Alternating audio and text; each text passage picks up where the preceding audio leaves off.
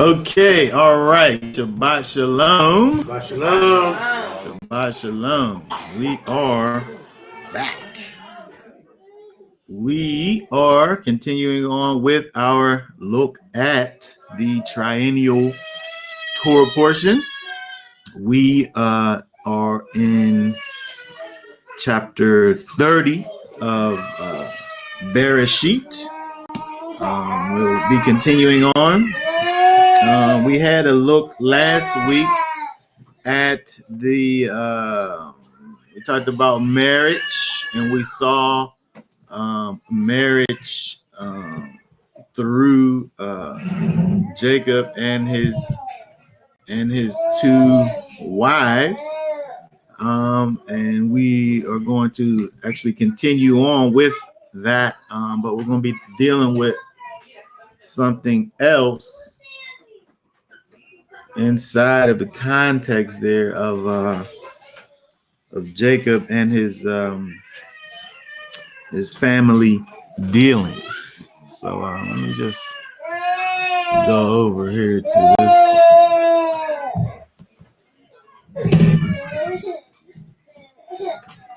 Real quick.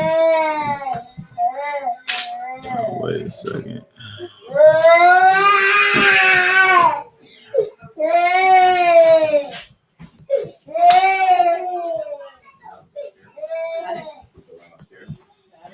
Okay, here we go. All right, so we are going to be looking at Bereshit, Genesis chapter 30. And what we're going to be looking at, well, we look at the context of what's going on, but we want to be able to compare Raḥěl to ourselves. We're going to be comparing Raḥěl to ourselves, right? So we're going to look at that. We're just going to read through it. I don't want to read through it, the whole thing. We'll just go through it a little bit at a time. Just start by, let's see here. We'll just look at verse 1, I guess. Go ahead and read verse 1. And Rachel saw that she bore Jacob no children. Rachel envied her sister and said to Jacob, "Give me children, or else I'm going to die." Okay, so again, we talked a little bit about this whole thing. We looked at how between Rachel and Leah, the kind of competition thing that actually began with the two sisters who ended up becoming sister wives. And so in this chapter, we kind of see a continuation of this whole thing over here. And so we want to look at what is going on over here with this idea of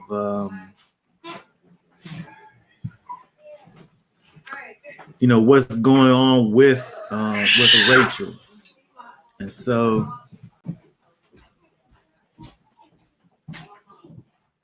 first of all, when we look at this first chapter, let's see, first verses here. I want to look at this thing here that Rahel, that Rachel is doing over. It says that she envied her sister. She envied her sister. Right? So envy is the Hebrew word kana, which means zealous, or to be zealous. That is, in a bad sense, jealous or envious. And so I was thinking about, when we think about this word zealous, here the definition says warmly engaged or ardent in the pursuit of an object. And I was thinking, when we think about this idea of envying or being zealous, like we say being zealous about something, and that can actually be looked at kind of in a positive light, to be zealous for something. But you know, again, over here, it's this is in the framework of something that's not positive, I would say, right? Because we're talking about Rahel envying her or being zealous or jealous of her sister. Oh man, that's kind of small, huh? Suspicious, jealous, as another definition of envy or kana. It says jealous, apprehensive of rivalship, uneasy through fear that another hath withdrawn or may withdraw from one's affections of a person he loves or enjoys some good which he desires to obtain. Drop down to 3, says emulous, full of competition. And so when we think about what's going on with Rahel, with Rachel against her sister, the context is that she saw that she didn't have any babies and she felt a certain kind of way towards her sister. And so I'm trying to figure out what's the difference between this and coveting.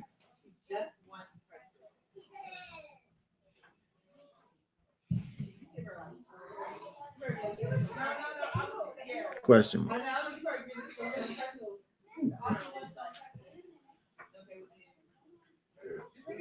There's no difference. I mean, she wanted something her sister had, and she felt like she was going to die if she didn't get it. Right. So, right. So we want to talk about that part. But I just want to think about the idea of her envying her sister. I don't think there's no redeeming qualities that we can get out of this kana over here in terms of this zealousness and this envying, this jealous. She's literally jealous of the fact that her sister is able to have all of these babies and she has none. And I want to kind of have us remember the fact that there was great weight placed on the ability to bring forth children in the culture. It almost to the place where we can see where Raḥěl, the way she's doing, but what she's doing is not any different than anybody before her or even people after her, for that matter. When we look in the culture, you know, a woman is almost, you know, verified, qualified as even being a woman by having children. Right. Like there's like great emphasis on this ability to have you know, children come through your womb. And we can see with her, with Raḥěl over here, that she literally is like, she's saying that she's going to die if she can't. But we know, we talked a little bit about hyperbole last week, but we know that at very minimum, this is a very serious situation in her mind. And I'm saying just to add just kind of that cultural kind of thing to it, that you know, you were validated by your ability to bring forth children. When you think about a woman and a man and a relationship together, you know, the wife is the man's secret garden. like the Quincy Jones song, right? That's his secret garden, right? Where but even thinking about it in that context, the ability to be able to sow and reap seed from the garden is kind of what makes it be that.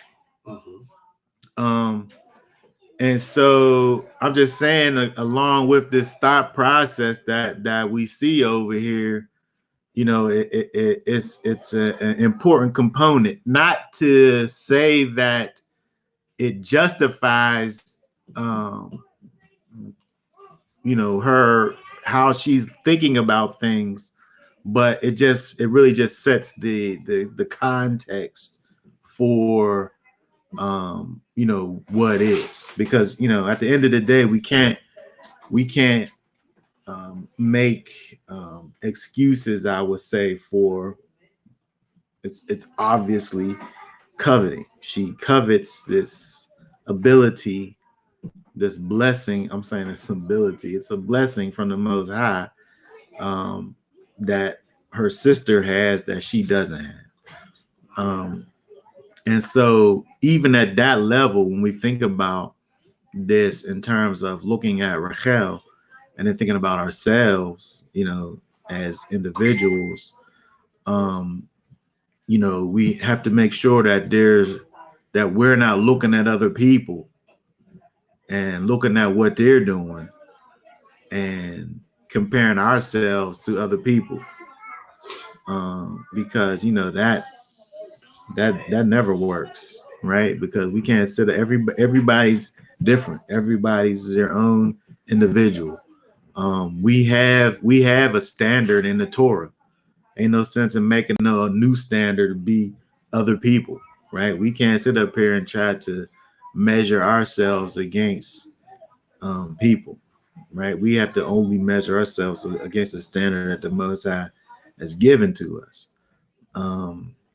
And so when we look over here, we can see with Raḥěl, she really is kind of she's looking at what's going on with her sister, and the comparison between her and her sister is really the thing that's like qualifying her life, right? Because she's over here talking about that she would rather die, right? Give me children or else I'm going to die. I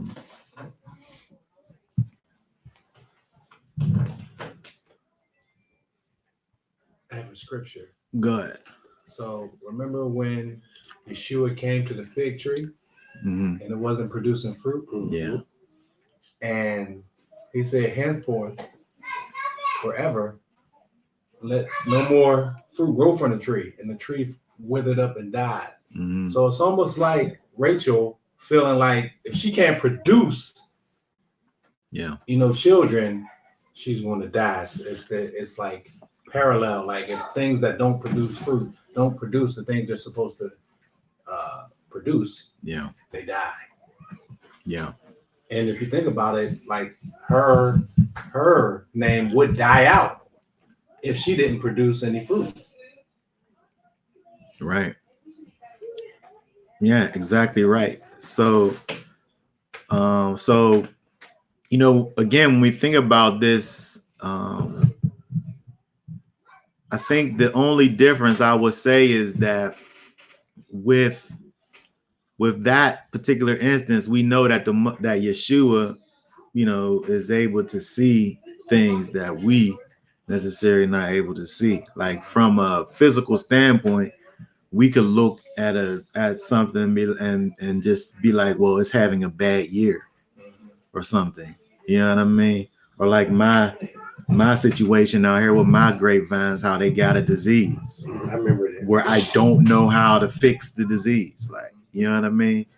I'm sure there's a way, but I haven't Googled enough. I haven't found it. Information. I haven't looked heavily, but I don't know. Where Yeshua is able to look and know where that thing ain't never gonna work. And I think that's just the only kind of minute difference is that, we know that, things happen for reasons, but sometimes we don't know what the reasons are. Even if we just even was able to do some extra investigations, maybe we get to the bottom of things. In this particular case, we know that the Most High said because of the favoritism, he was going to open up the Leah's womb. Right. And so even if we just thinking about it from that perspective, we know that the blessing that she's receiving is a result of the negativity that she's receiving in her family circle thing. So even at that, there's like kind of a necessity to be in tune with what's going on in the spirit realm.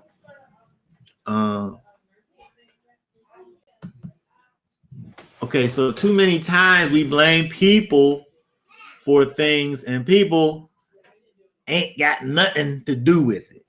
I'm gonna put the ain't in there on purpose, especially as it relates to childbearing. Psalms 127:3 says, "Look, children are an inheritance from Yahweh. The fruit of the womb is the reward." It's the reward of the inheritance that comes from the Most High. And so her first problem over is looking at herself, thinking that there's something physically wrong with her, and not looking to the Most High and figuring out why he is not blessing her like that. She's sitting up here looking at her sister or even at her husband or whatever is going on, having these thoughts and things that she's having within herself where her problem really is with the Most High. And so again, when we thinking about looking at Raḥěl and her actions, this could very well be something that we do in life, is misplaced aggression. Right? I got a problem with you, but meanwhile, it could be me or it could be the Most High. But since I'm kind of just looking at it through my carnality and emotions, I'm not looking at this thing properly. I mean, we can just say that she's not looking at this. She's not gonna die because she can't have babies, right? But she feels like that, and you can't nobody come around and say nothing different than that. It's like a temper tantrum. I guess. I look at it like this: like when you're in love with a woman, or a woman's in love with a man, and the breakup happened, that pain you feel like you can't go on. Like some people, I can't breathe. But you're really gonna make it. But in your mind, you think that. But the key part is that you feel like something. Yeah, you feel like that. That's the whole thing that I'm saying, that we have to be able to not fall into that, right? Because you sitting up there talking about how you feel is not real. No, it's not real. Like she wasn't really going to die. She wasn't going to die. No. She wasn't going to die. I think people can speak things into existence and make it out to be a reality. Well, think about the people that kill themselves. Well, I mean, that's extreme. That's taking action. That's extreme. Yeah, that's taking action on these feelings. Yeah, right. That's what I'm talking about. And so I'm saying that when we're looking at what's going on with Raḥěl, and then at the same time thinking about where we're situations can take us. Mhm. I'm saying that the same thing that would have got her through her situation is the same thing that could get you through your situation, is focusing on the Most High, Right. and not on the situations. Here, let's read this. Let's read this verse right here. Read that verse right there. Deuteronomy 4 and And you shall 39. know today and shall recall to your heart that Yahweh himself is Elohim in the heavens above and on the earth beneath. There is none else. I think that for me, this is a very powerful scripture, because we look around and look at all the things, a lot of things that's going on, and we let those things be. We turn those things into really our Elohim, right? And so if we're able to get to the place of understanding that this verse right here is the truth, then it helps us in a lot of areas, that Yahweh himself is Elohim in the heavens and in the earth, and there is none else. And so over here, her inability to conceive was greater than the Most High. And she was looking at that thing, and that thing was dictating the way that she was in life. And I'm saying that we do that. We sit up here and we looking at this bill, and I don't know how in the world that this thing is going to get done. I'm not saying any of you might not sit up here and look at something and then go out here and then just go and do some foolishness in order to get it. But in real life, people do that. Right, yeah. Like, I don't know how I'm going to give these people their money unless I go over here and take it. You know what I mean? I don't know how I'm going to do this uprightly, so I gotta do something under the table. Not that under the table necessarily. I'm saying you got to do something out of order in order to get things done. I gotta take an extra day on Shabbat. I mean, I've done that. That's a perfect example, right? It's time and a half.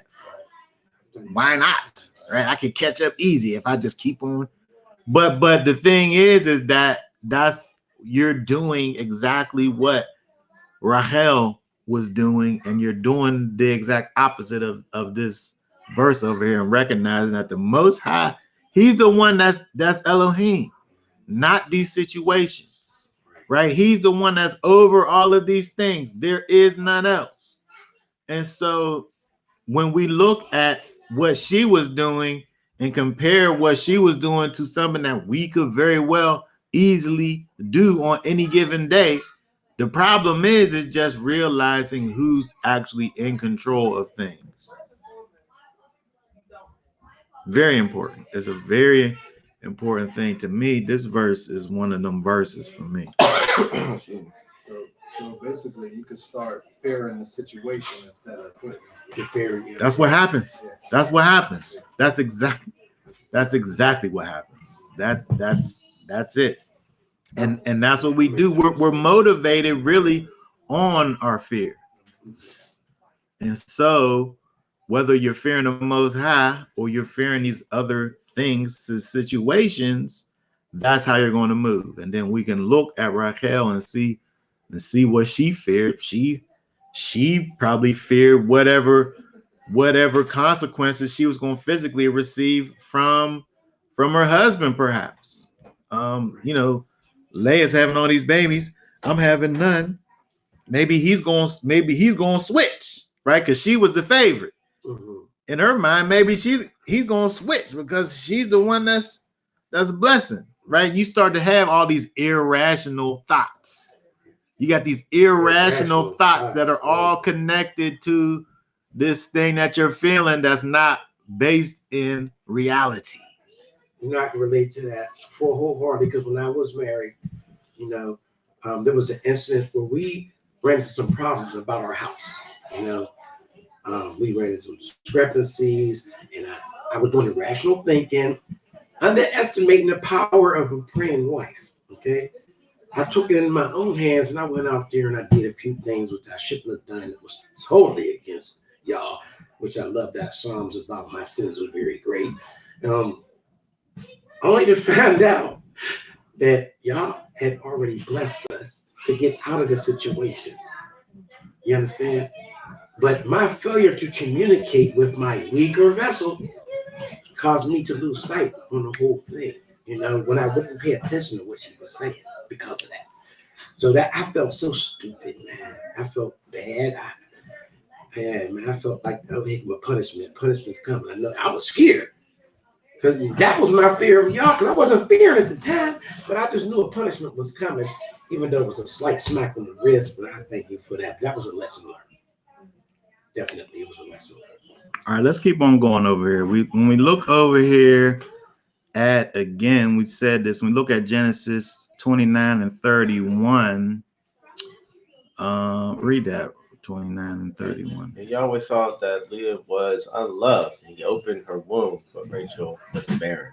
So again, when we look to the root, we look to the cause, the root is the Most High, right? He's the one that's doing it, right? So you know, her problem was with the Almighty, and you know, she really needed to take her issues to the Most High,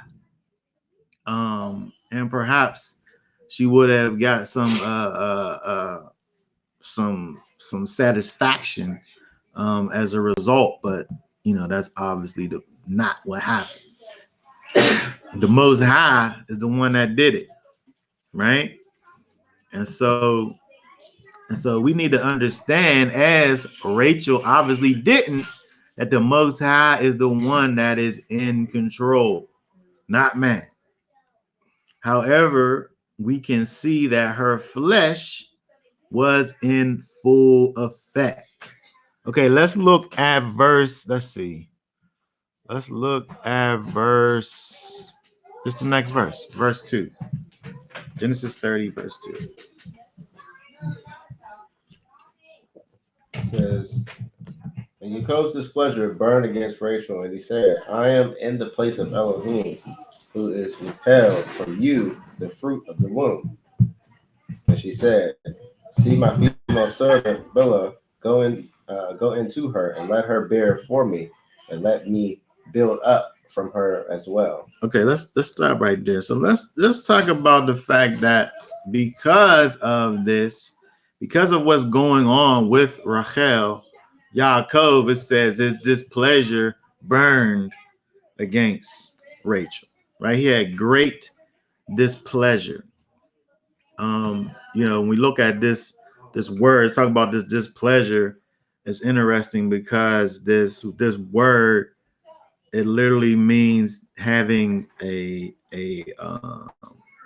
like blaring nostrils, like having your nostrils, like how you get mad and you just kind of do that thing with your nostrils, right? yeah, like a bull, right? And so mad at her because of the way that she's being over here, right?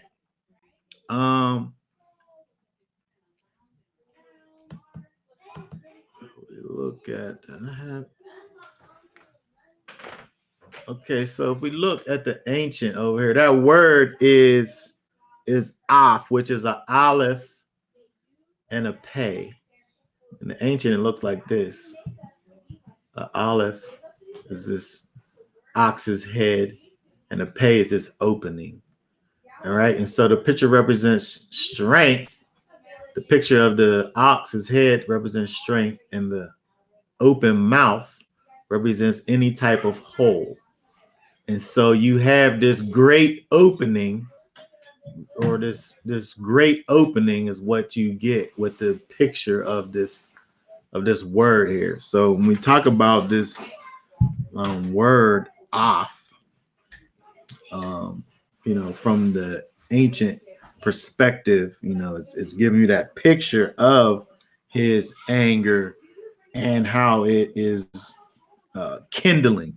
He said that his displeasure is off, burned, it's growing.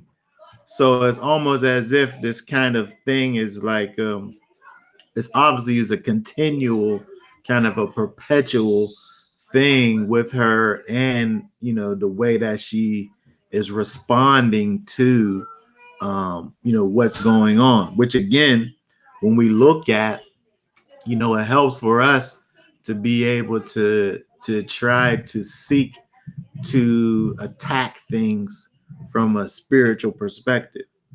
The first thing that we sometimes do is react to our situations, when the first things we actually need to be doing is consulting the Most High.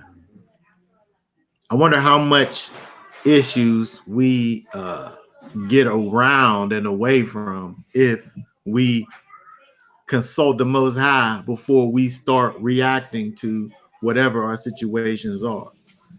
Not to try to minimize her situation. It's a great situation, but I'm saying in general, what can we get around if we are consulting with the Most High first with our situations?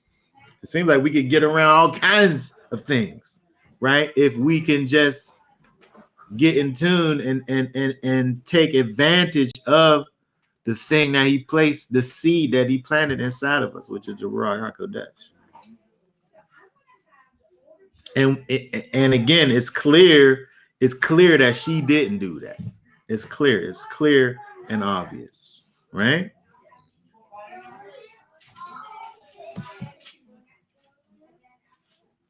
And so part of his anger, we can see actually in his response, where he's like, am I in the place of Elohim? Who has withheld from you the fruit of the womb? It's not like it was Jacob that was doing it. I mean, he must be putting some seeds all up in the womb, right? Right? It's not his fault, right? But again, this is what we deal with when we aren't viewing things from a spiritual perspective. We sit up here and deal with each other in a way, but nobody has consulted the Most High first, right? And he's even bringing this up. Who am I? You put me in the Most High's place. We can now look at this principle of the fact that the Most High is the one that that is inheritance from the Most High. That's in the Psalms. That's from these people's descendants, right? But from a principle standpoint, we have to know that these principles is not something that just was invented by David, right? This is a thought processes that came from the beginning, in terms of the fact of understanding that children are from the Most High. And it seems as if, to me anyway, when looking at this, is that Yaakov, he has this understanding, and he's like, if you just step back from the situation and direct your whatever to the Most High, it should be able to help you in the situation.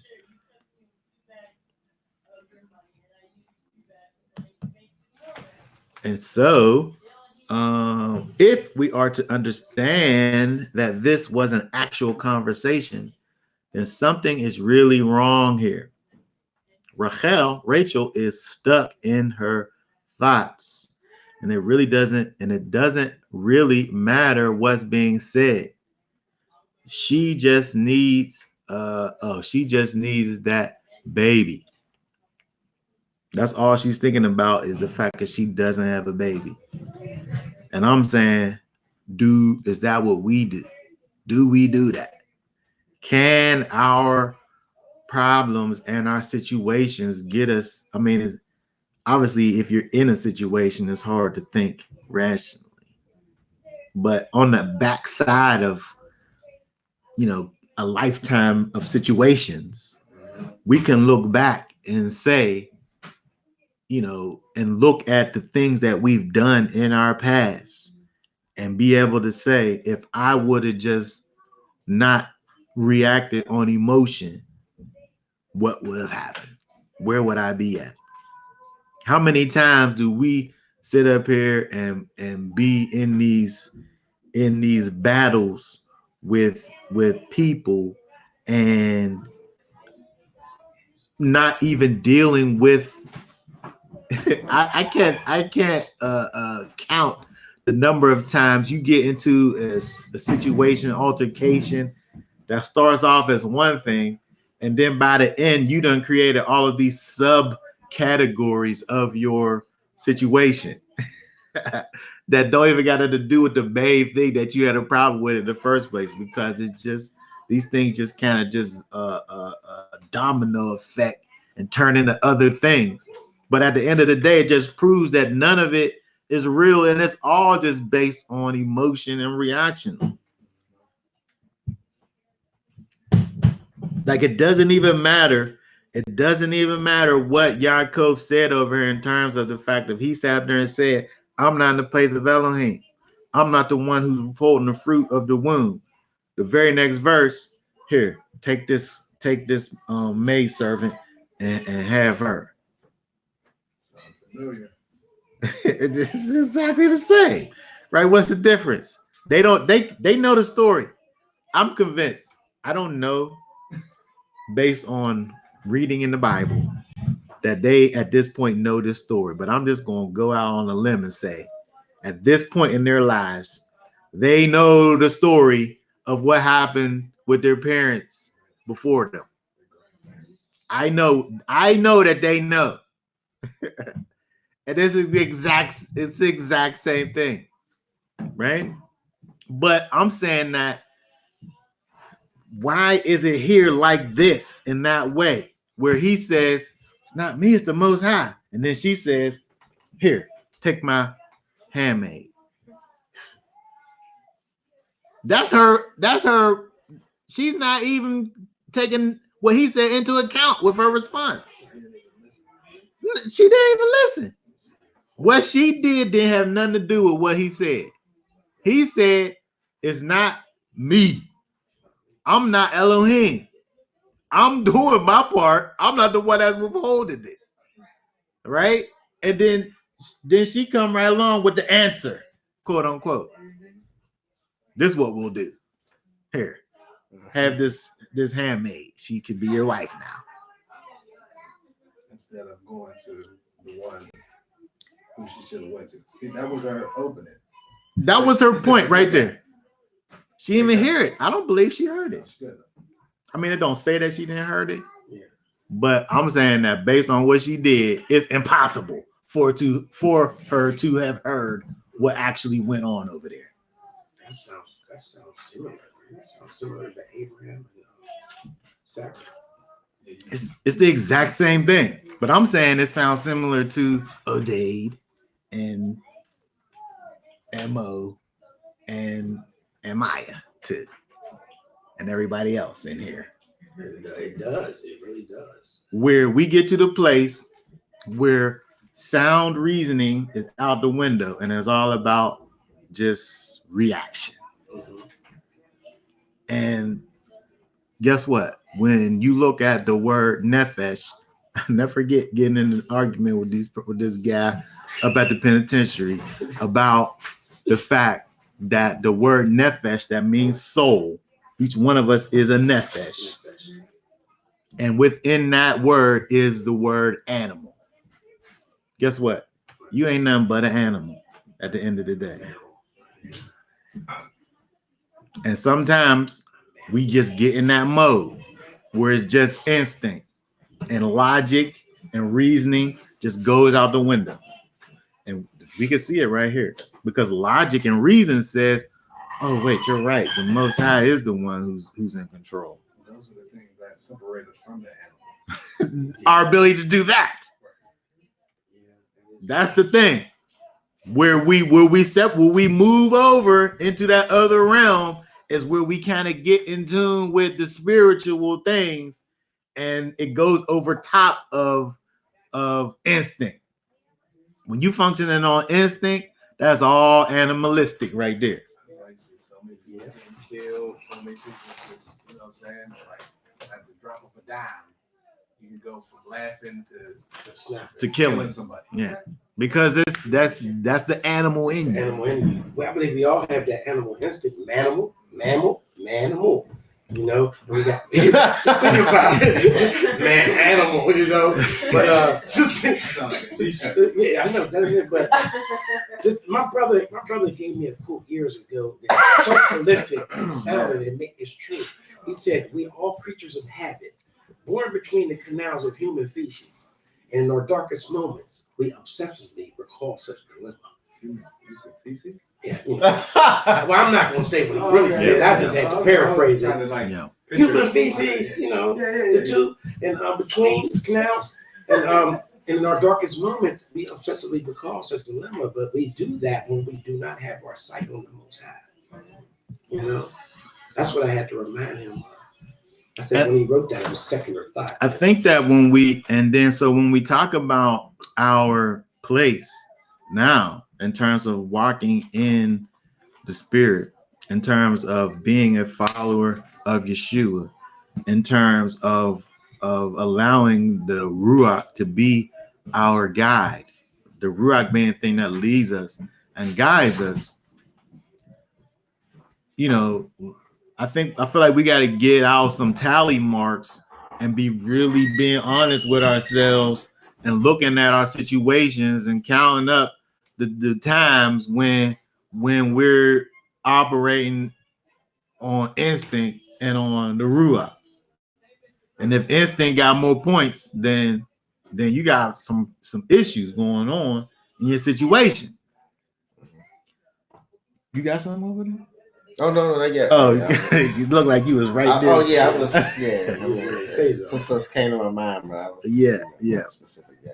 And so again, looking at Rachel, you know, she's able to give us a clear picture of us as human beings in terms of, you know, we see her doing all of the things. And again, when we think about what this is, and we think about looking at the Torah and looking at the story of our ancestors, looking at our foremothers and our forefathers, we have the blueprint right over there. Yep. Right? And then besides having the way that we're able to do it by looking at them, we also got the Ruach HaKodesh inside of us that we're able to lean on if we would just lean on it, right?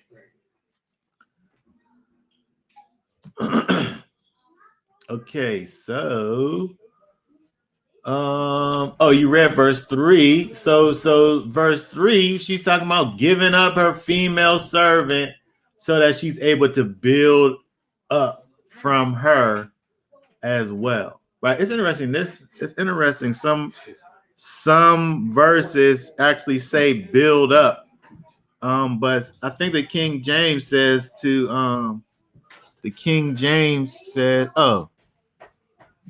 hold on. Oh, that's because I'm looking in the King James. Hold on. Oh, yeah. So the King James says that I may also have children by her. Mm-hmm. So the King James literally says to have children. And then the Scriptures version says that, and let me build up from her as well. Because that word that's translated as children literally means to build. So was they taking babies from mothers back then too? Well, it wasn't like they was. No, I'm just joking. It wasn't like they was. It seemed crucial, but again, when you think about the culture, yeah, right? So that servant was the servant given to her to be her servant as she went, and then so as situations arise, then she gave her servant to Jacob. She became his wife, but that didn't mean that the servant was automatically his wife. Right. Now she sat up there and gave over her servant to be his wife. I wonder where feelings come involved. What you mean? We see the issue between Hagar and Sarah, where though Abraham had a baby by Hagar, you know, and Sarah was like, "Oh, have a baby for me. This is not." But being that Hagar is the biological mother, she sees that, you know, that she was trying to like show off and stuff like that. Well, I mean, it made her kind of jealous. They were still human beings. Yeah, though. still human beings, It's a thing when you think about it, like you having this. It's like having a. I think whenever I don't know how this works. I'm just saying. Right. When you have people who are like surrogate mothers, and where you sat up there, all you really did was just you had the baby. I said all you did was have the baby. Like it was just like this little thing that you went over and did. All you did was just have the baby and then you just give it up. Right. But it's unnatural to just have that emotion and connection just be just nothing. Right? But that's what they did. They did that. And so the children that the handmaids had literally was counted as the other one's child. And I mean, they obviously, there obviously was a connection, because if she couldn't have babies, it's not like she could like nurse the baby, right? Because that's part of the situation. Right. She still had to be nursed by the literal mom. But I guess from kind of a legal standpoint, right, that's her baby. Right. That's Raḥěl's baby. Right. And whatever she said is what it is. But I'm saying that you can't just like, it takes something just to turn that off, that connection. It's a natural connection. You naturally love the thing that came out of you. Can you for some reason imagine if the table was turned and here I am, a prosperous man, like say for instance Abraham had male servants and he was what's the word, impotent. You couldn't have kids. No, that's it don't work that way. Chris, go into my wife. I don't think so she can have a baby for me.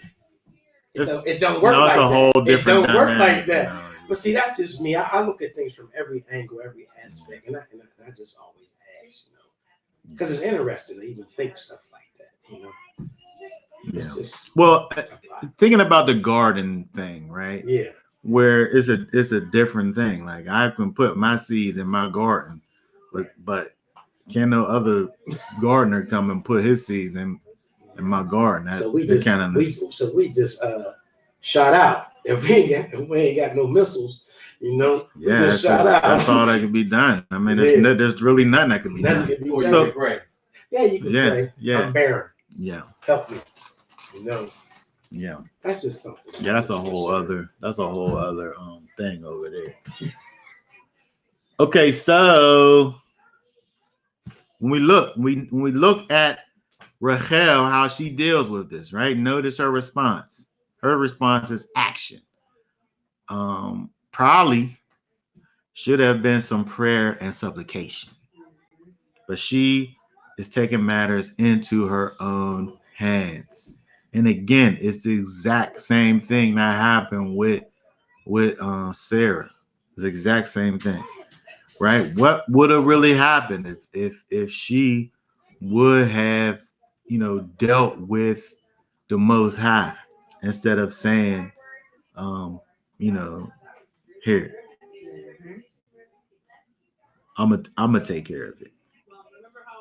And then so when we look, let's read all the way. Let's see. We read the 3, read 4, read down to 13. Read 4 through 13. So she gave him Bilhah, her female servant, as a wife, and Yaakov went into her. And Bilhah conceived and bore Yaakov a son. And Rachel said, Elohim has rightly ruled my case and has also heard my voice and has given me a son. So she called his name Dan. And Rachel's female servant Bilhah conceived again, and she bore Yaakov a second son.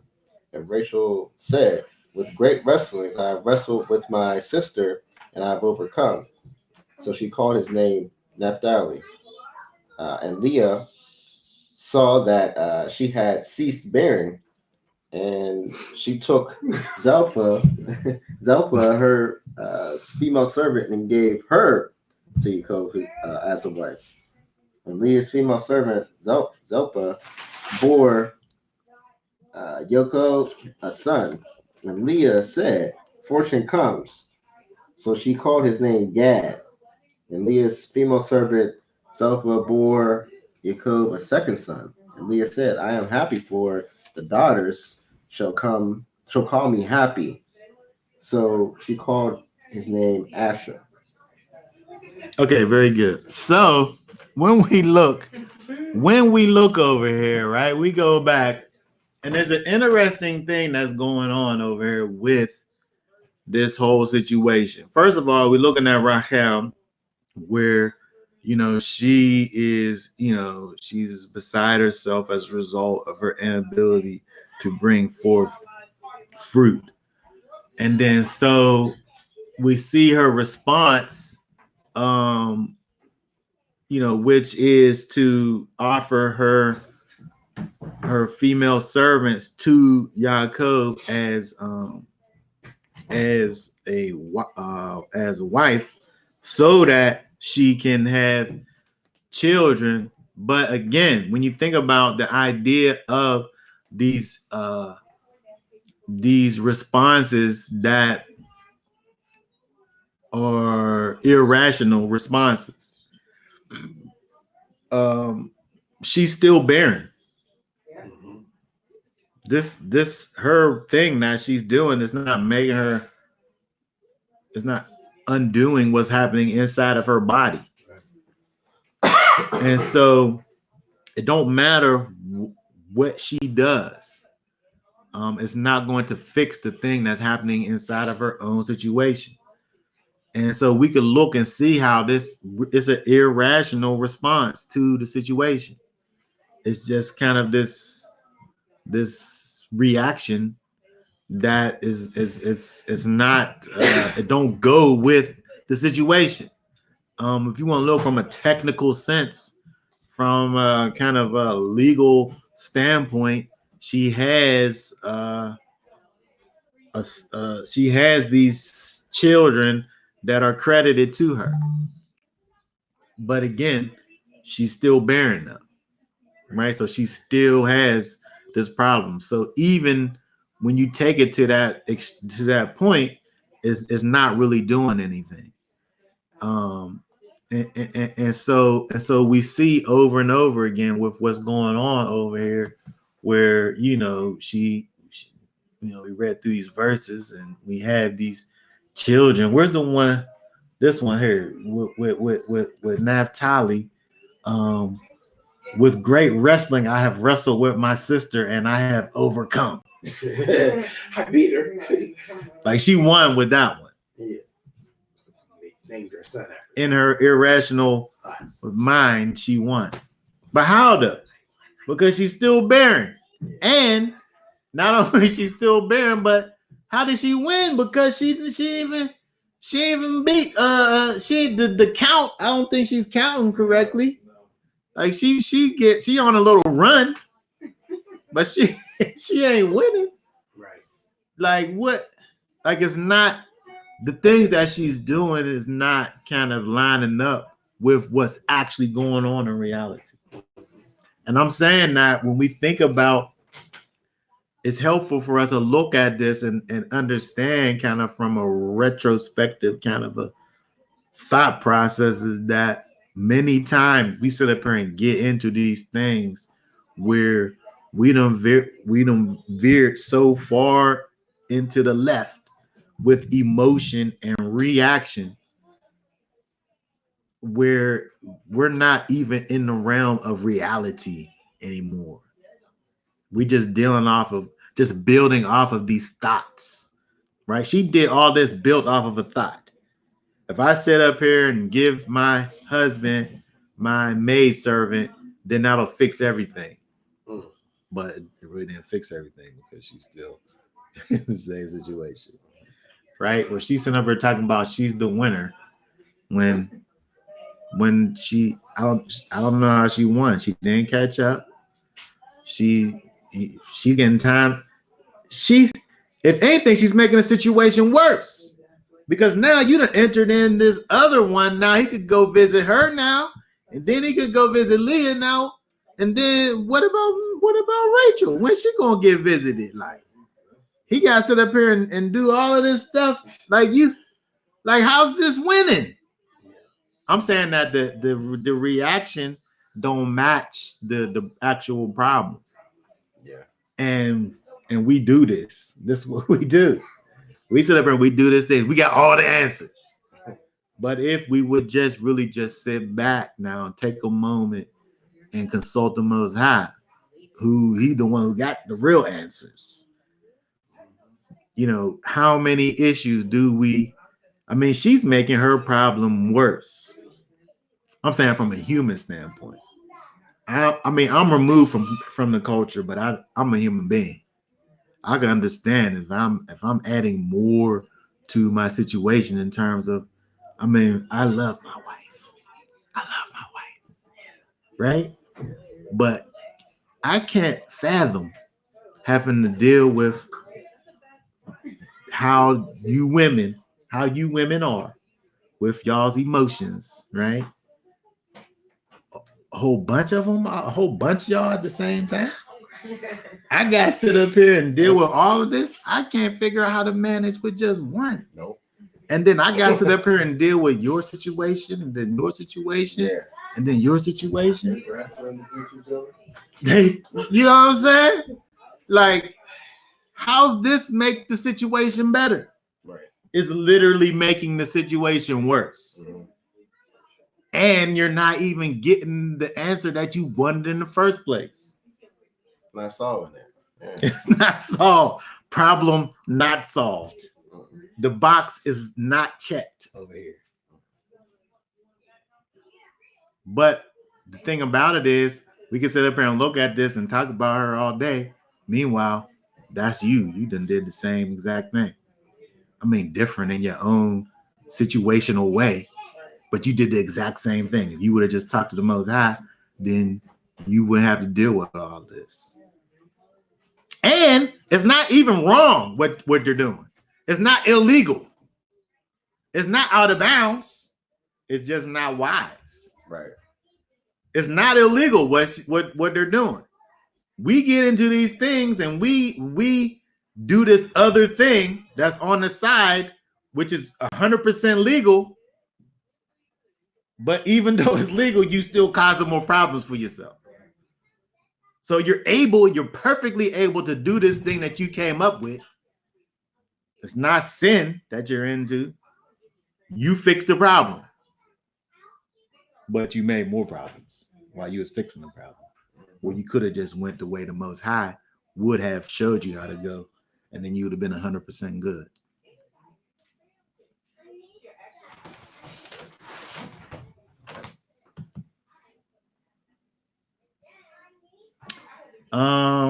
Verse 9. See, I put this in just because I make the case for Leah. I feel like Leah has some things about her, right? Because verse 9 says, Leah saw that she had ceased bearing. And I'm saying, how did she see? She saw because things was happening, but things wasn't happening. But the things were still happening, though. She just wasn't having no babies. I'm saying that, look, I'm against this whole thought about Leah being whatever she was. Because she was blessed. And I'm saying that they got to be, you got to have the planting of seed for the babies to come out. So he's over there planting. He's over there planting. Till that ground. You love that Leslie. He's still playing. And there had to be something for her to be able to see that she wasn't barren. Because it's just not like the babies, it's not just immaculate conception. Right. Babies So just come out of nowhere. He was still sowing some seed. He was sowing the seed. Wasn't nothing growing. Right. Something wrong with my garden. That's just, I just throw that in there. That's a good. I mess with Leah like that. I do. I mess with I Leah can't like talk. that too. I don't talk against Leah. You know, because we see the end result of that. You know, so Yeah. I peeped that about Leah. Yeah. Okay, hold on. Okay, so when we go through all of this, we go through all of these sons being born And we have all of these names that are like these, these answers to the situation. But again, they're answers that aren't answers. And even when we look, can I go back? Even when we go back to verse 13, where it talks about, first of all, Leah got sucked into the situation that's going on with Raḥěl. I thought that was also interesting, that she was fine all of this time, and now things is going on. She realizing that she ain't having nothing, then she gets into this whole race too, right? This competition, this envy, right? This jealousness of each other, which again, the situation that they were in terms of having all of these wives, is not that it was illegal, but I'm trying to figure out, they're embedded in this culture. They don't know no other kind of way. We're in this westernized culture looking back at it, and we're talking about it, but I'm saying they're within the culture, and you see what goes on, right? It's normal. It's just regular human behavior for you to have something and me to wish that I had what you got. It's just normal human behavior. And so when we look over here at verse 13, where Leah gets to the place where, she's happy. That's how Asher gets his name, because, they're good. But we want to go down and read 14 through 16. We'll talk about that. And Reuben went in the days of wheat harvest and found mandrakes in the field, and brought them unto his mother Leah. I'm in the King James. I might not be. Hold on, let me switch over. Okay. And Reuben went in the days of wheat harvest and found love apples in the field, and brought them to his mother Leah. And Rachel said to Leah, "Please give me some of your son's love apples." But she said to her, "It is a small matter that you have taken away my husband. Would you take away my son's love apples too?" And Rachel said, "Therefore, let him lie with you tonight for your son's love apple." 16, right? Read 16 too. And when Yaakov came out from the field in the evening, Leah went out to meet him and said, "Do come into me, for indeed I have hired you with my son's love apples." And he lay with her then. Anyway, Donnie, y'all, this is why my mom be asking us those questions. Remember, this is why she be asking us those questions. Yeah. So this is an interesting little kind of a thing that's going on. Yes, we see the climate that's already been set in terms of these women going back and forth, and the addition of the handmaidens trying to one up the other one. And now we see, when we think about, let's talk about these love apples, these mandrakes, right? And so, love apples. So, these word that says dodaim is what that word is. The yellow apples of the Alron, a mandrake, very common in Palestine. They are about the size of a nutmeg, which a nutmeg is like a little walnut-sized looking thing, with a strong and agreeable odor, and were used by the ancients, as they still are by the Arabs, as a means of promoting childbearing. So when we look at these things, it's kind of like an aphrodisiac, the smell. And I don't know if it, I guess it kind of could put you in the mood, right? The way it smells, and it's this fruit or whatever. It's kind of like this ancient kind of love potion, right? But it was something they just went out, and, it wasn't like it was just from the earth. They just went out and grabbed these mandrakes and used them, right? And so the word it literally means a boiler or basket. Also mandrake. Now it's interesting that I'm just thinking about this just right now. It's interesting that this mandrake, this thing that's this aphrodisiac, is this thing that it literally means a boiler or a basket. Like what does something that boils got to do with a basket? I guess when you think about it, as far as from the male perspective, right? They was getting them for Leia to have to give to they're the aphrodisiac, so they get things boiling. I would say that they get that blood moving around, get things kind of raised up, raising up that temperature. Right. And so It's hot. it make things hot in the basket. And so and so when we look over here, right, we look and see what's going on. It seems as if it's almost as if just from looking at this, it seems like you could see a couple things going on. When you look how it seems like he's with Rachel and then he goes and visits the other ones. Yeah. It just seems like that, just based on that, as to where they're doing this whole barter thing over here, where I don't know if it was her turn or whatever, and then like they just got out of the cycle or whatever. I don't know.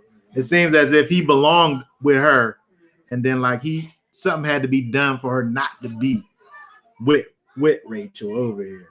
And so they make this little barter thing with these love apples. And it's just an interesting kind of little story that's going along with this whole kind of back and forth with this whole wrestling thing between the sisters or whatever. But this thing was very serious, right? It's a very serious thing that's going on. And, it just keeps on showing us how, again, just how serious this is. But just on the outside, we're able to look at it from another perspective, right? Because inside of it, all of this stuff is just real. It's as real as can be to you while you're going through these things. But we're able to look at it from a different perspective because, of course, we're on the outside looking in. And I'm saying that we have to be able to allow the Ruach to be able to pull us outside of our situations. Because when we look at it from another perspective, we're able to realize just how kind of sideways we can even get when we get into emotions and all of this, right? And so if we keep on going here, let's see, 17, verse 17 and 18. When Elohim listened to Leah, and she conceived and bore Yahweh a fifth son. And Leah said, Elohim has given me my hire because I have given my female servant to my husband. So she called his name Issachar. Right. And so this little thing that they did with the mandrakes, brings about another child. Right. And then so the battle continues. And so let's see, 19 and 20. Read 19 and 20. And Leah conceived again, and she bore Yahweh a sixth son. And Leah said, Elohim has presented me with a good present. Now my husband is going to dwell with me because I have borne him 6 sons. So she called his name Zebulun. Even now, see, even so, it's interesting that, okay, now let's just think about this. It's interesting that you have Rachel who's looking at Leah like Rachel's the favorite. She's looking at Leah as if she's the favorite because she got all of these children. Right. But then Leah, at the same time, who realizes that she really ain't the favorite, but then she keeps on having these children, and then like she already got to this point already, but she still feels like she's not the favorite, even though she's having all the children. Like, even as I'm thinking about it, I can't really even understand what's going on, because Rachel knows that, well, she's the favorite, but she can't have any children. Leah is having all the children, but she knows she's not the favorite. And so, they're having this back and forth. And there don't seem like there's any kind of nothing's changing. Like, nothing's changing. Everything is staying the same. And nobody's getting off of this, this place where they are. She finally gets to the place where she's saying anyway that, maybe this is it.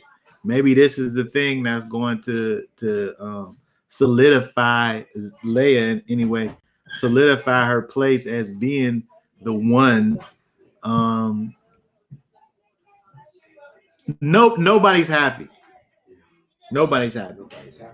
Nobody's in the well. I think they're all sad. Nobody's happy. No, satisfied. Oh, satisfied. Yeah. Nobody's satisfied. Nobody's feeling the way they should be feeling, but the other one thinks that they are though. I think she's happy. Well, realize she's not. Well, she named the one happy, but that was the one before where she still felt like she needed another one, because like this, after everyone, it seems like based out of their mouths, like this is the one that makes everything fix. But if there's something that I know, actually, the scriptures talk about here. What did Issachar's name mean? Issachar. I don't think you mean like the whole breakdown in the No, I just meant like how at the bottom, like the last slide. Oh, and I think I put recompense right there. Okay. Yeah. So it's just, but it basically means like hired, because that's what happened, right? So right. The time got rented out. But look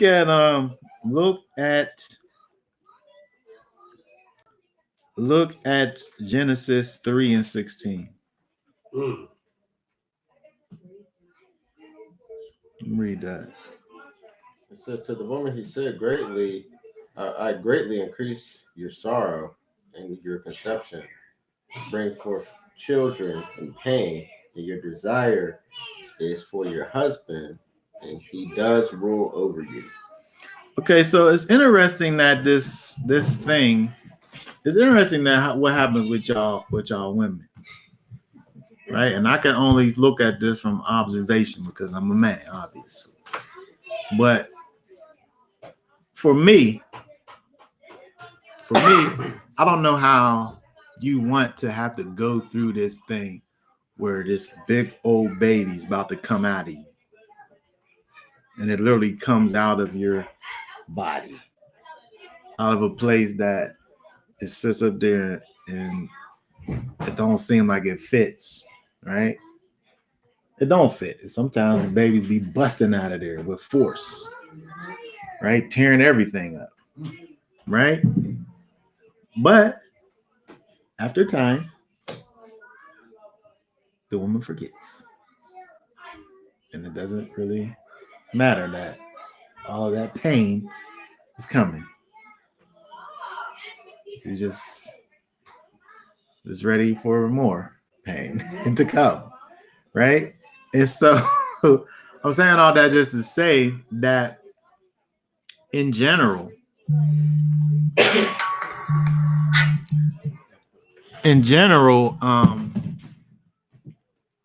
the relationship that we have, man and a woman, there's a lot of irrational truths, I would say, that are involved in our situation, kind of fundamentally, where we have these things, this childbearing process that happens, that is both the most beautiful and the most terrible thing, both at the same time. It's the most beautiful and most disgusting thing simultaneously, right? What's that called? Paradoxical. It's a very paradoxical thing, where it's fantastic and it's terrible all at once. But it's life, though. Like, that's what this is. And so we see kind of a perversion of this thing when we look at these people, where they're getting all of the things that they want, but they're still not happy, though, at the end, right? They're getting all the things that they're wanting and desiring, and you would think that the one thing would breed the other, but the exact opposite thing is happening. And so when we look at this, let's see.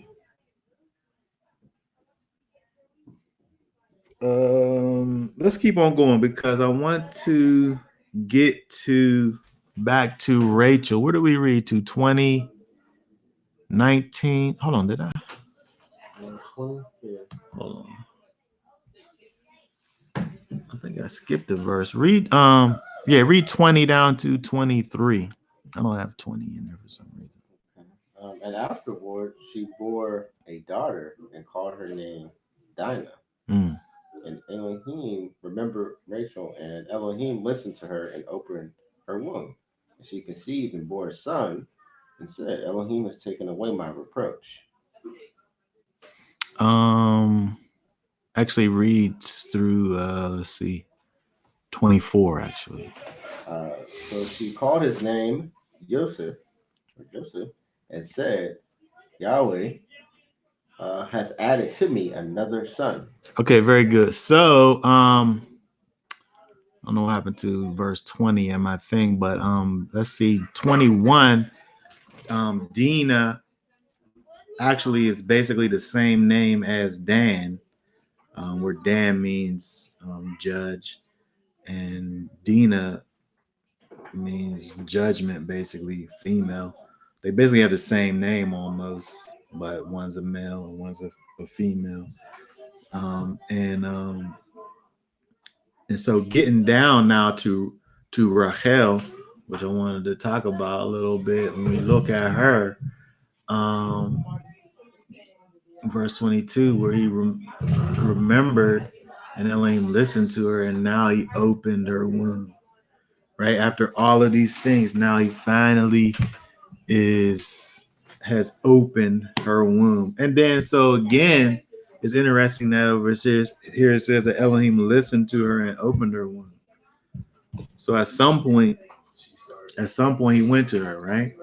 I mean, she went to him at some point. But we can see from the back, from the beginning, that wasn't what happened. We already seen that, right? Just beneath the surface, we could see that she didn't go to him. But at some point she did, and then you see what happens, right?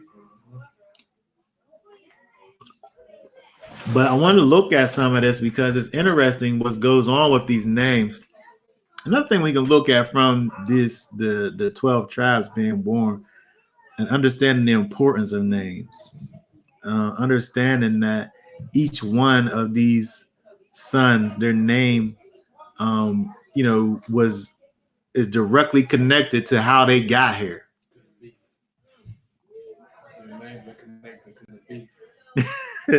They're connected to the beef, yes, but I was saying the specifics of the beef, though. Like the specifics to why these children are here is in their names. And the same thing is true when we look at Joseph, over here, but I want to look at this because it's very interesting to see both what the name means and also think about the situation that brought it about. And so it says over in verse 23 that Elohim has taken away my reproach. I want to look at this over here, this taken away thing right here. Elohim has taken away my reproach, right? Because there was reproach there. There was this thing that was going on with her, this barrenness, right? And so that word is aseph. Aseph, which sounds familiar, doesn't it? Aseph. It means to gather for any purpose, hence to receive or take away, that is, remove, destroy, leave behind, put up, restore, assemble, bring, consume, destroy, recover, surely take away, utterly withdraw. So this word take away, this idea of, I guess if it's the reproach is being gathered up and removed, right? And so the reproach, that word means the disgrace or the rebuke or the shame. Oh, look, and then it's connected with the reproductive organs, right? And so the shame is the word reproach, and the shame and the disgrace is directly connected to the reproductive organs. That's what this padunda means here. And so this whole thing is saying it's being taken away. But notice, I don't know how to go back in the slides, but the word Aseph sounds just like Yosef. So you have this kind of play on words thing that's going on with what's even going on, where he's taking away the reproach, and then he's also adding to with the son, right? So you got this taken away thing that's going on, and you got the subtraction, and you got the addition thing that's going on.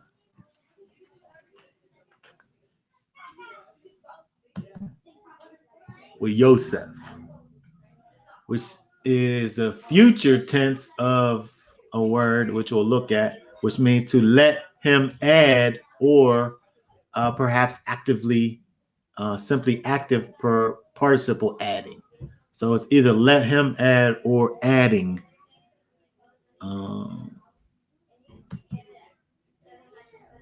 The root, this is the root here, Yasef, which means to add or augment, to continue, to give, proceed, so on and so forth, right? And so the scriptures, little observation, the scriptures translates it as Yahweh has added to me another son. Right? That's how the scriptures interprets it, which could be correct because her sons from her servants are indeed hers. So that's how you could get the idea of adding another son. However, if we are talking about the ending of her shame and disgrace, why are we talking about her already having sons? Right? Because that's the part that's the shame and disgrace in the first place. That wasn't taken away by the other sons that she already had. And so when you talk about the idea of adding another son, that's not the thing that's removing the disgrace.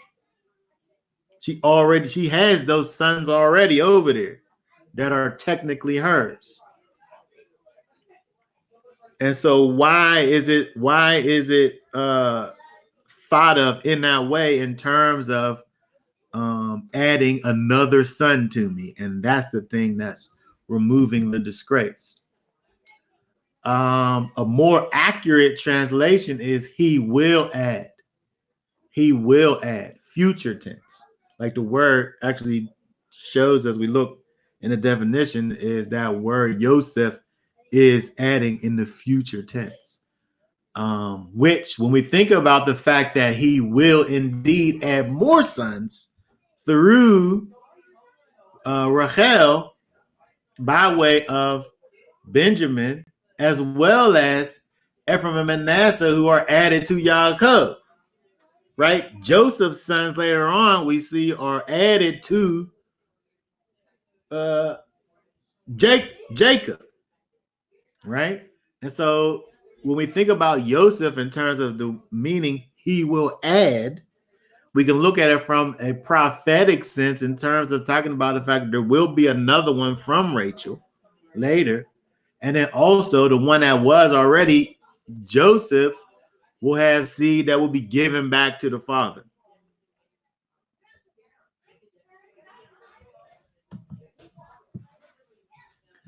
So the name is both prophetic as well as descriptive of the desire of Rachel. She wants more. She had none. Now when she gets one of her own from her own body, she basically names him, "You are not enough. Add some more." She's still in the same place. She's still in the same place, even though she got her desire. She's still talking about add another. When you look at other versions, let me see, comparing verse. What verse is that? 24. Hold on a second. And this is 30, 24. When we look at comparing, a lot of the versions are going to give you, like American Standard Version says, Yahweh, add to me another son. Complete Jewish may Adonai, add to me another son. Darby, Yahweh will add to me another son. It's always talking about it in the future tense. Not add to me, not add, has added to me another son, but he will add to me. In King James, Yahweh shall. Yeah. So many of the translations, they give it to you in that future tense, and the fact that it's not who Joseph is, but what will happen after. And so when we look at this again, I'm saying that the state of Raḥěl, her mental state, really, even after she got what she wanted, she still is in that same place where it's not even good enough. Even so, every time she sit up here and say her son's name, she's wanting for more to come after him.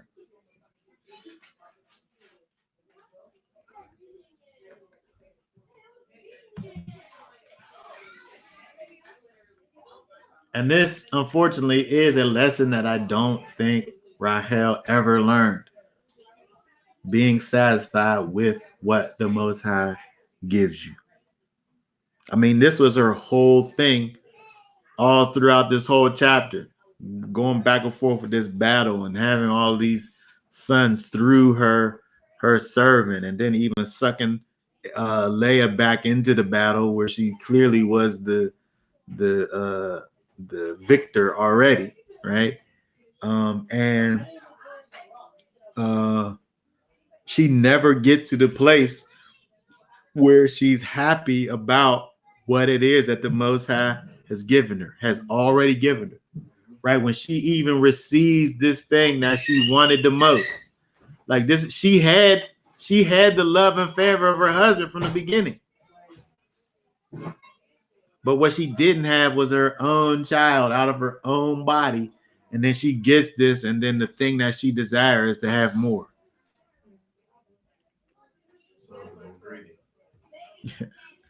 I guess that's another one of the things that you could stick on the list of what's going on in her situation. But the thing is that when we think about it in terms of comparing Rachel to you, how many times do we sit up here and do this? Is it where we sit up here and we go through all of this stuff to get whatever it is that we trying to get and finally get that thing, and then that we find that thing is not enough either.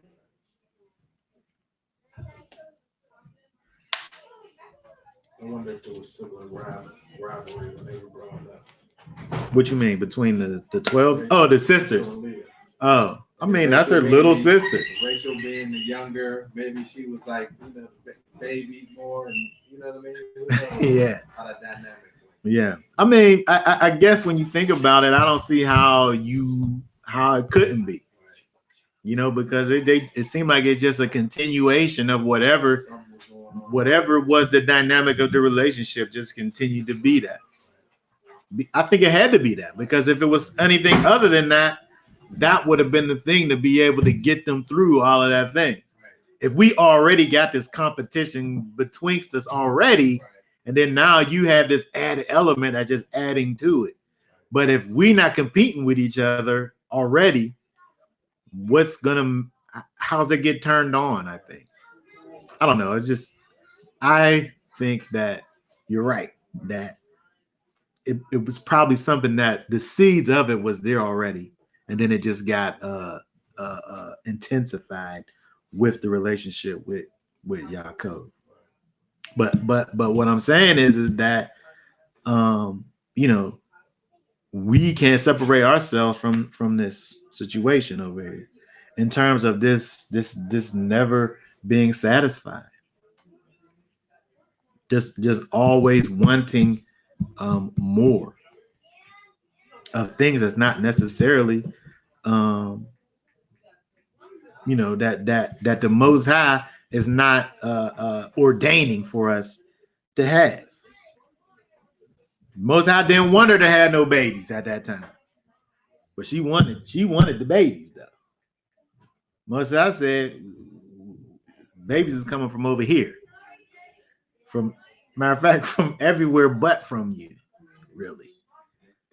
And so when we wipe away all of the things at the end of the day, the thing that she wanted is not what the Most High wanted for her to have, but she wanted it. So I'm saying, how much do we sit up here and strive and kick and scream and fight for this thing that the Most High don't even want for us? And then not only do he not want for us to have it, and then he don't give it to us, but all we're doing is just getting madder and feeling a way about the fact that we can't have the thing. And we're doing all kinds of things to get to the thing that he don't want for us to even have in the first place. I'm saying this is just a totally a scenario that's so easily kind of just placed right into our everyday situation. What's the scripture that sure tells us to be content in whatever situation we find ourselves? Oh, that's the scripture right here. Here, read that, Philippians 4 and 11 None through of that 13. speak concerning me, for I have learned to be content in whatever state I am. I know what it is to be humble, and I know what it is to have an excess. In any and every situation, I have learned both to be filled and to be hungry, both to have an excess and to be in need. I have strength to do all through Messiah who empowers me. It's interesting how people love Philippians 4 and 13. But you can't take 13 out of the context of where it's at. Yeah. I have the strength to do all through Messiah. All that he's talking about is being able to be content in whatever your situation is. Right. It don't got nothing to do with you going out here and having battles and being able to do whatever. I'm out here fighting the world now. I'm empowered. I can do all things. Yeah. Yeah, this verse is exactly. sitting up here talking about how you deal with your situations, Right. and are you able to accept and be satisfied with whatever it is the Messiah has given you. It's like a balance kind of thing. It's like people taking it, tip it all the way over, like They love the Wow.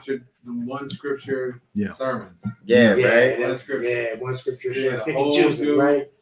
You can sit up here and do whatever you want to do, because Yeah. you can do all things through Messiah who empowers You you. know what? Most of the time they forget that other scripture. You can't do nothing without him. So when they be thinking, I can do all things through Messiah tripping me. But that's true. But What are you doing now?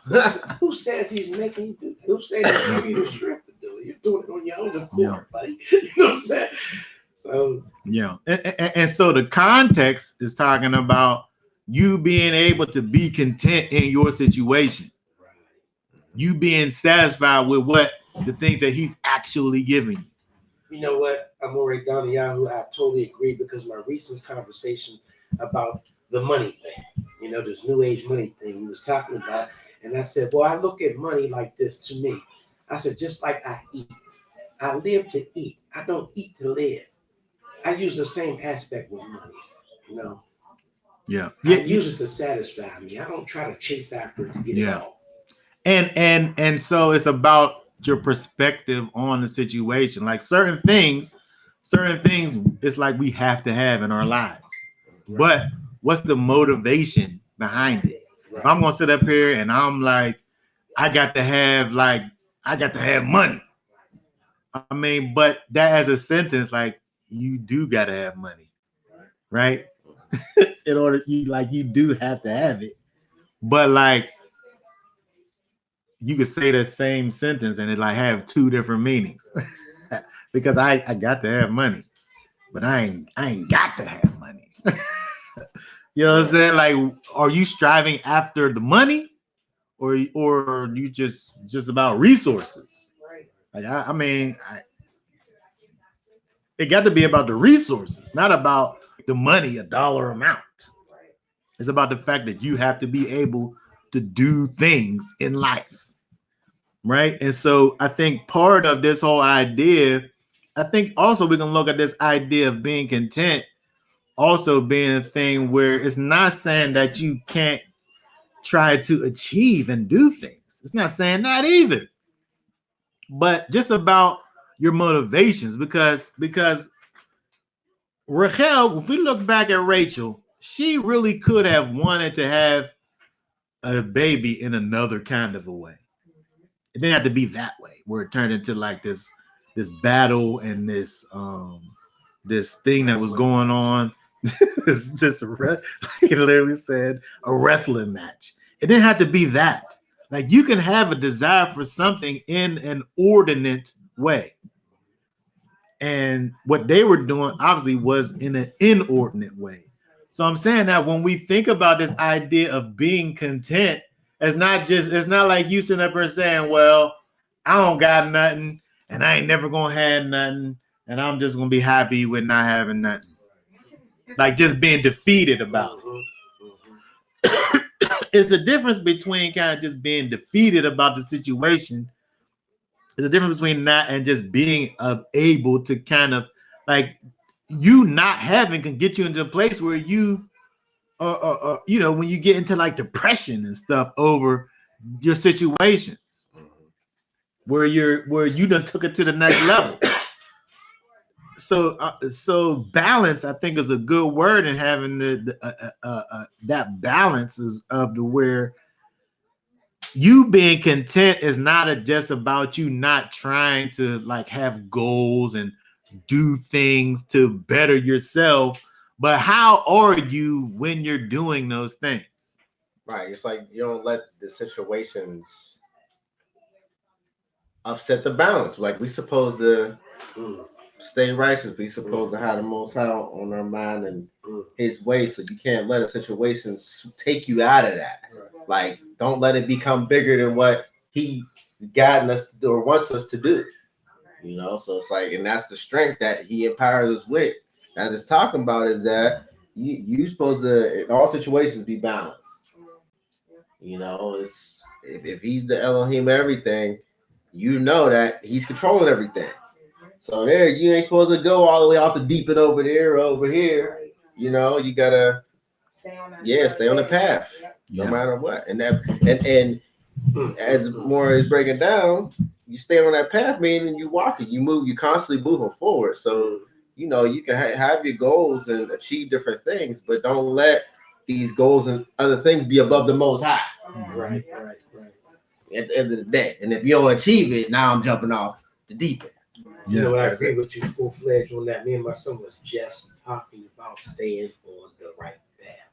And I told him, I said, well, you can ask any one of my young lions, every time they call me, ask them what am I doing.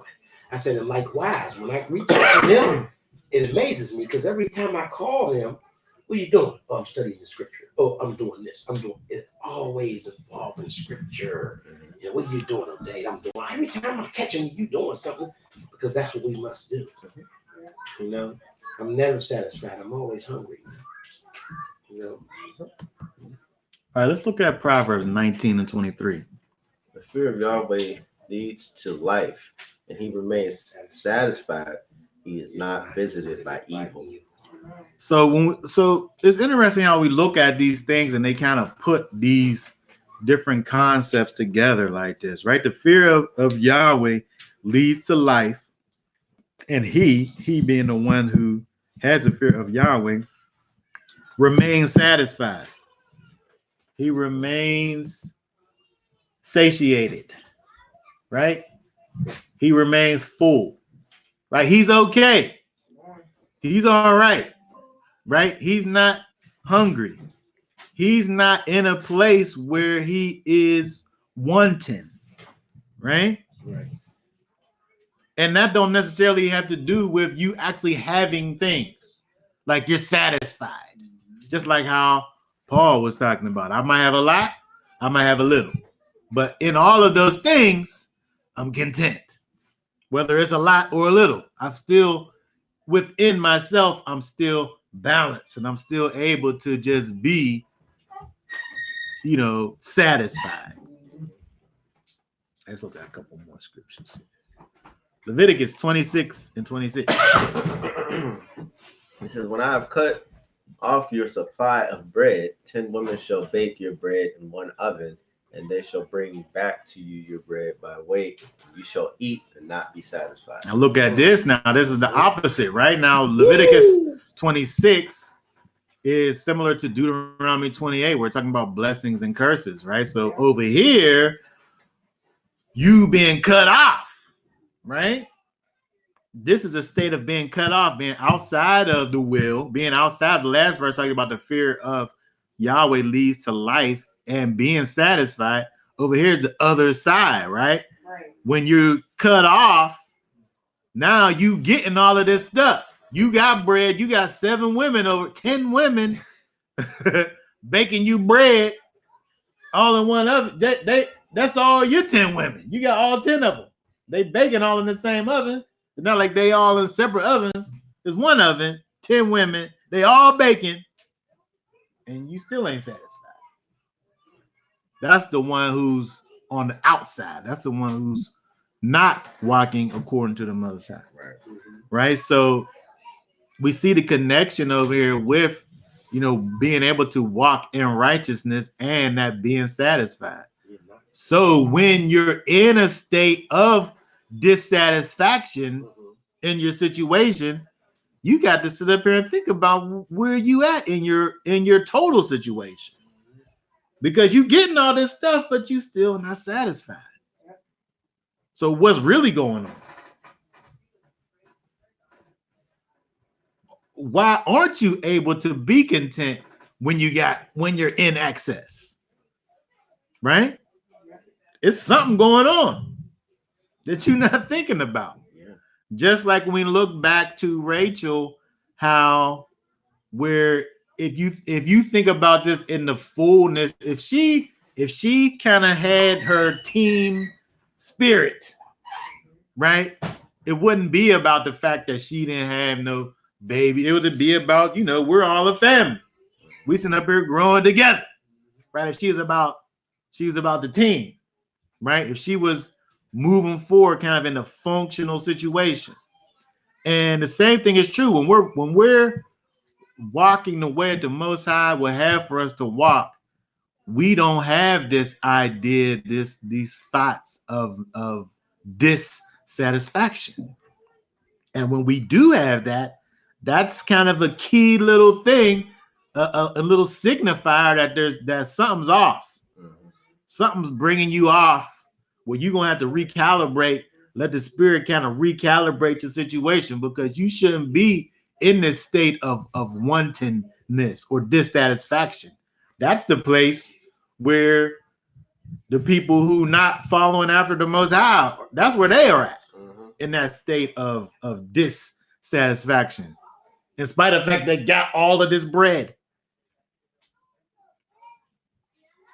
Yeah, it's like a balance of spirituality and carnality that you gotta. It's a balance that you can't. Now you can never be too spiritual. You can't go. That's the side we all want to get all the way to that part, but it's like it's obviously, even do all the examples in the scriptures, that's a hard thing to do, to get all the way to that point, and that's the goal. But in that journey to there, the carnal side, that's what you're fighting on every day, every second. That's the main enemy. So it's like, as you get your spiritual side up and it strengthens it, that to find that balance to where you can keep on that spiritual side without the carnal attacking you and throwing you off. That's the fight. That's the what we all trying to achieve. Just recently, P. Diddy got these videos online where he's crying about how everything means nothing. He means nothing to satisfying him. Like he's crying, like, man, it's all nothing. Like I got, basically, pouring his heart out and realizing that everything he's obtained up until now is not adding nothing to him. Yeah. You would think somebody like him got everything. Yeah. Like whatever he think about doing, he could go do it. Like there's nothing that's stopping him from doing anything that he wants to do. Right. He did it all, and it's all a couple times probably. Yeah. A couple times, yeah. But that's this verse we just read. He got 10 women baking bread in one oven, and he still men baking bread. Jumping out the window. Whoever he got baking the bread, he eating all the bread, and he's still not satisfied. And I'm saying that one way that we're able to kind of see where we're kind of moving over some is where when we get into this state of dissatisfaction. There's probably 1,000 different ways, but when we look at Raḥěl and the lesson that she teaches us, and these scriptures that we're kind of connecting back to this situation, is that dissatisfaction is a signifier of the fact that your balance is off. You need a spiritual recalibration. You're not looking at things the way that you should be looking at them, right? Because if you was actually focused on the Most High, in spite of the fact that things ain't going the way that you want for them to be going, you still got the Most High. So literally everything could be falling down around you and nothing going the way that you want for it to go, but you still got the Most High, and you still able to move forward, even though every time you move forward, you keep on getting knocked down and you keep on getting pushed backwards. There's still something that's pressing up against you in the opposite direction of the way that you're trying to go. But the difference is that you're pushing back. Yeah, people trying to fill themselves with carnal things, and it's like a cup with double holes. If you ain't right, and you trying to fill your cup up, whatever you put in there just come out, and at the end of the day, you're always empty. Yeah. You gotta fits that. Yeah. Read this. No, I think I put my slides in the wrong order. And so when we think about this idea of remaining steadfast in spite of what's going on, it takes trust in order to be able to do this, right? It actually takes faith in order to be able to be content in these things, right? When we think about Philippians 4:13, where it talks about the fact that where it says, I have strength to do all through Messiah who empowers me, that empowering is really dealing with your faith and ability to trust in the Most High in spite of the fact of your situation. You know, Paul's basically saying don't matter what the situation is, you're able to be content in spite of the situation. And so I'm saying that satisfaction, that contentment comes through having faith. It comes through faith. Okay, let me stop this so I can go to the scripture.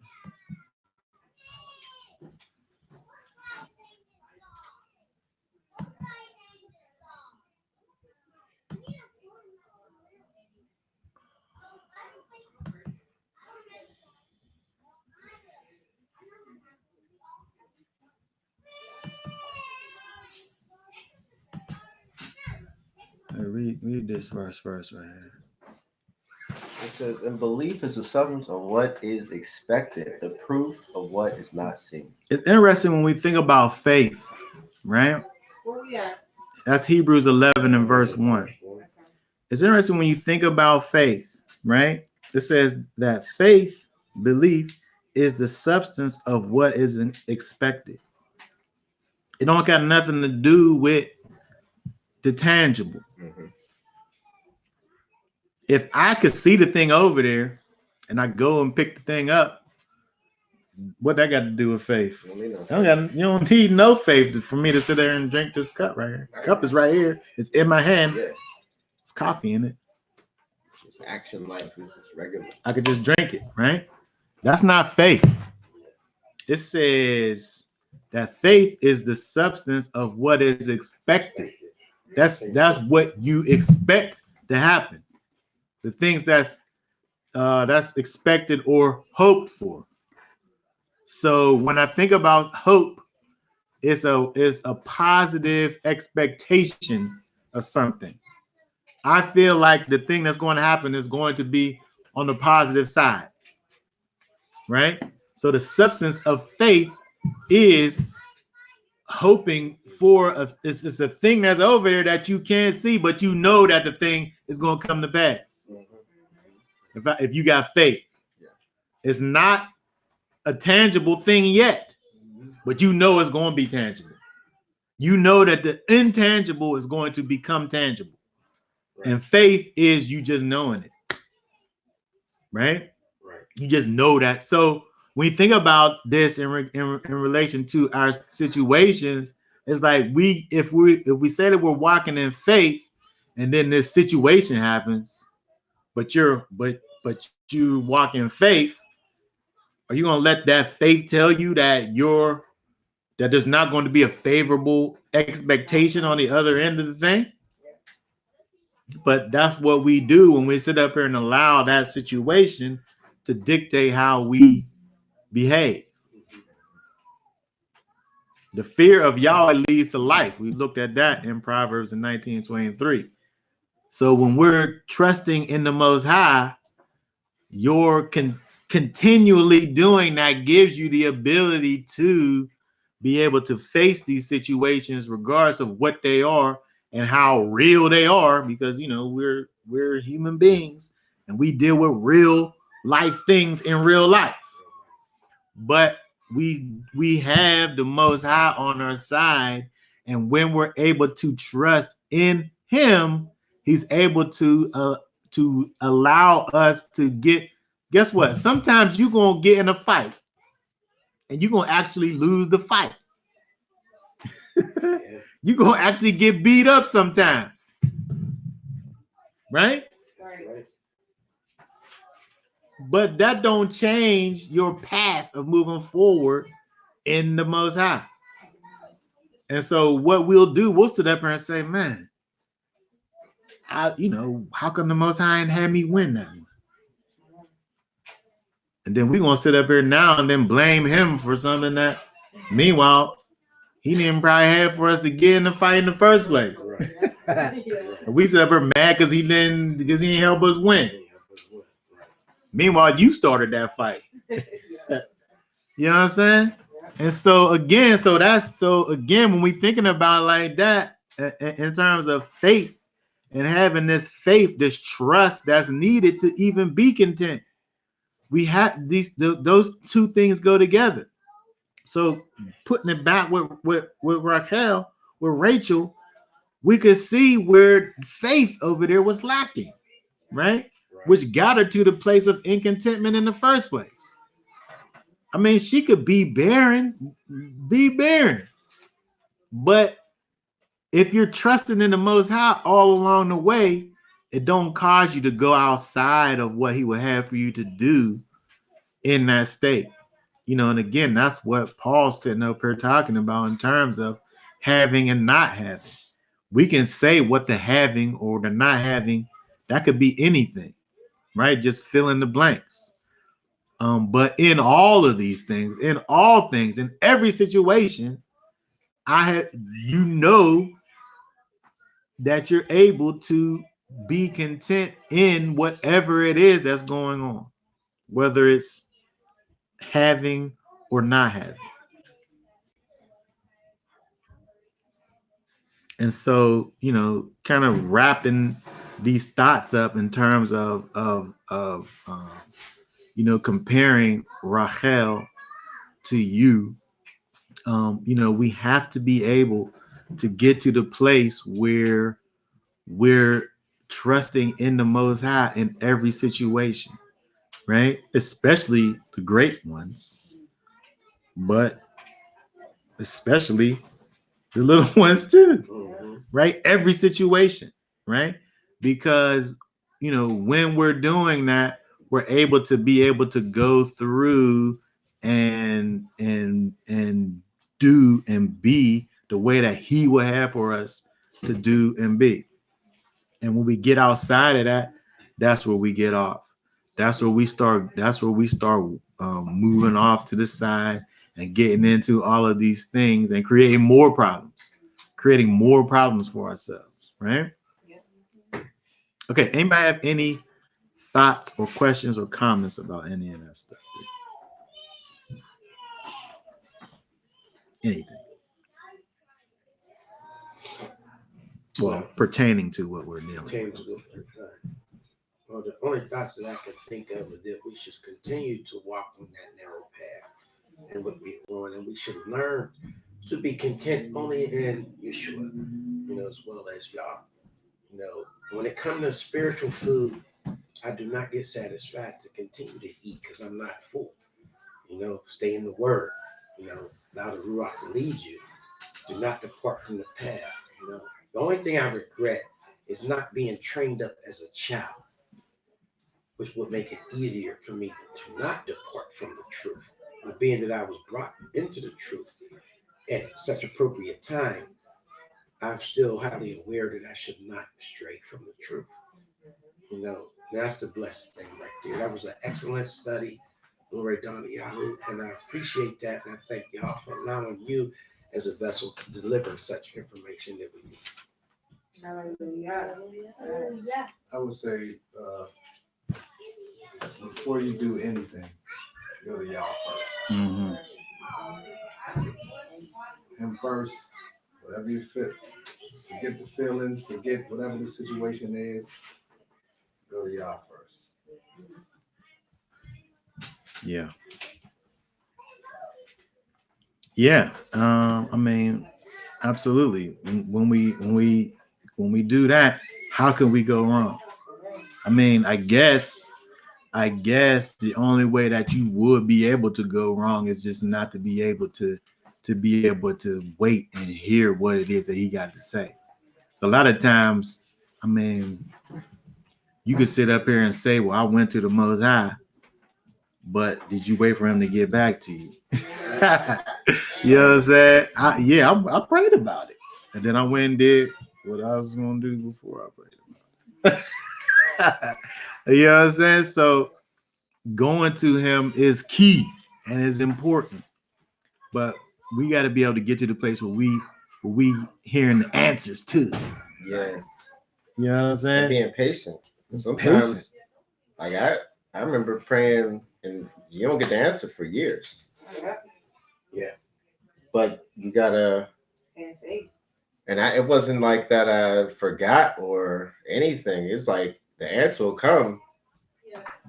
Sometimes it'll slip your mind that you asked, but you're like, wow, I remember praying about that X amount of time ago. Yeah. But you know, you didn't react or you didn't go outside of yourself to make a situation worse or to do something, you know. But that's the thing too. You got to know how to listen for the message when they come back. It might not be the time for you to know. Mm-hmm. Sometimes you might have to just shut down and, you know, go another direction or something like that. You might be in a situation that he might not want you in. He might not answer you. He might be like, hey, I didn't get no defined, clear answer. I'm a divert, you know what I mean, and try to put my energy somewhere else. That's more positive or, you know, depending on what it is. So yeah, absolutely. So this is what we got to do. You know, we got to be able to in general be able to look back and learn from our forefathers and see what they did, and it helped for us to be able to live and walk the way that we're supposed to be able to walk. Because first of all, it's giving us the principles. But above that, we know that we got that seed of the Spirit that's been planted on the inside of us, that not only that we're seeing the which way we're supposed to go, but we're being empowered in our going. And we have to be able to trust in the Spirit to be able to go and be successful in this walk that we're in. Okay, so that being said, we are going to be done for today. And we will say Shabbat Shalom. Shalom. And y'all willing, we will be back on next week.